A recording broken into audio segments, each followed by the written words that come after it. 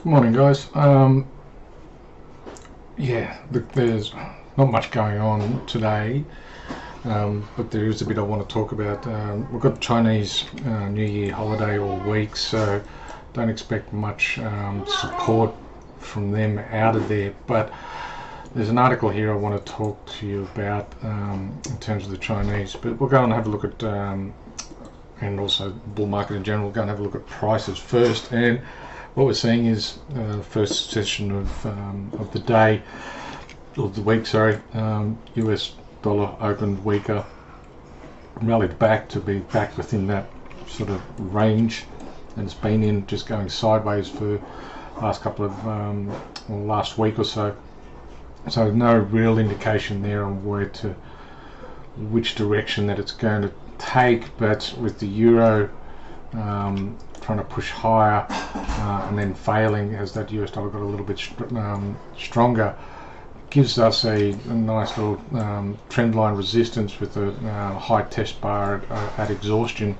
So to me, the probabilities are that we're going to get that dip sooner rather than later as we move forward this week.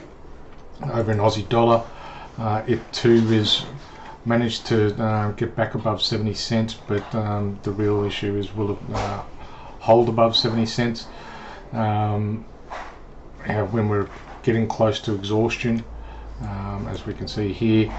I don't particularly see that happening, and with US dollar strength that should fail. However, this kind of ties into what's happening with the articles that I want to talk about, that I want to talk about. Okay. Pound, well, it just traded sideways. It too is overdone and needs to have a retracement. Did it manage to make a higher high? No. So we've got this double top here now, and on a technical basis, then it should be looking at that low on this move down. Whether or not that actually happens is another thing, but that's based on a technical picture. Dollar yen still in this channel. I would expect to maybe find some sellers up here. There's a bit of a resistance level as well. If we grab a horizontal line, a bit of a resistance level across there as well, where the market's turned a couple of times. So we're looking for maybe fading that off that 130-150 level or thereabouts when it does turn. So that's the majors. Now let's go and have a look at let's just have a look at stocks and see that stocks, Aussie hasn't really put in a new high, but it's had a pretty good run since the start of the year. US market also hasn't put in new highs, but has had a pretty good run since the start of the year. Nasdaq, apparently the best year since 2001 so far, up 10% or more. China, on the other hand, is going gangbusters, and this is what I want to talk about, is that the commodity picture is looking pretty strong based on sentiment that China is opening up, and we can see that traditionally gold does well anyway around here. It's the Indian wedding season, it's the Chinese New Year, all of that seasonally gold does well until sort of February anyway. Oil is up but well off its highs. Iron ore is up 50% from its lows, and copper is also doing pretty well, which would mean that a global recession is not coming. So that brings me back to this article here. Just a sec.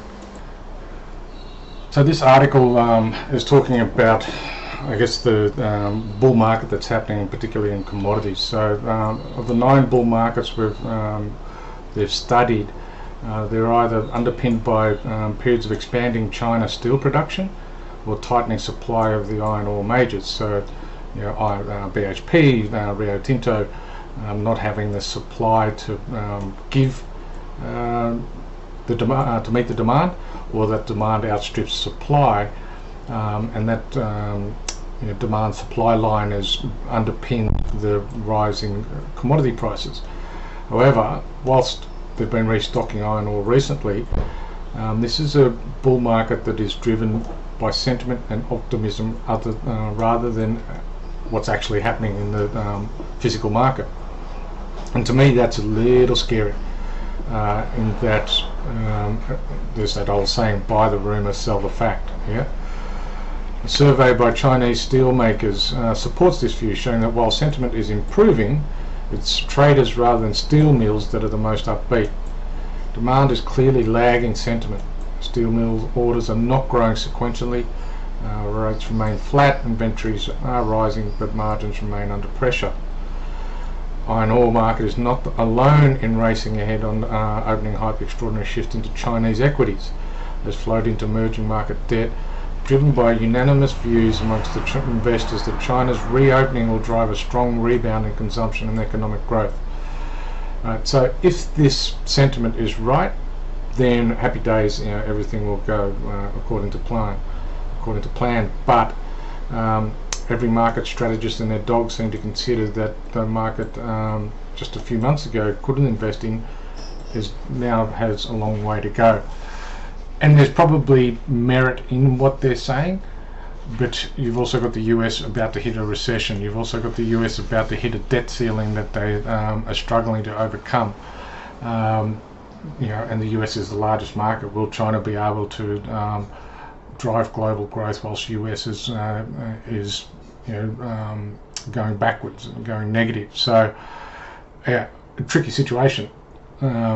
There seems to be a lot of exuberance, and I think it's unwarranted, and there's that word again, unwarranted, which is what the Fed have got there. So long-term investments, I'm not sure. I'd treat this rally with extreme suspicion. Well, that's my take on it anyway. So that's the stock market. I'm extremely suspicious about it, and I would not be buying into it. US dollar, I think, is going to turn, and we'll have a bit of a retracement, and then we might be able to get on board on it, on selling it. And same over here is a little bit of a retracement, and then it should stay on track because that's the trend and also where the market sentiment's heading. And that's it for today, guys. Thank you.